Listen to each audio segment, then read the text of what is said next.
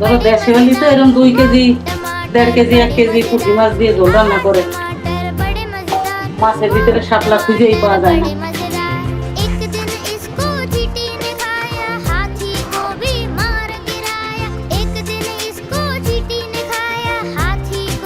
লবণ লাগবে দিয়ে দিলাম, দিয়ে দিব জিরে, দাদা জিরের গুঁড়ো।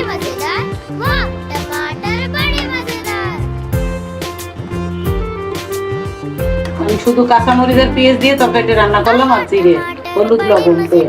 তোমার রান্নাটা হয়ে গেছে না নকুরা? আমি চুলো বন্ধ করে দিলাম। আমার মেয়েরে আমি বেড়ে দিচ্ছি তরকারি। তোমরা এরকম করে রান্না করে খাইও না নকুরা, অনেক স্বাদ লাগে, ট্রাই করো। এ তো আর বেশি কষ্টের রান্না না, একটু ট্রাই করো, দেখো নানু কি বলি।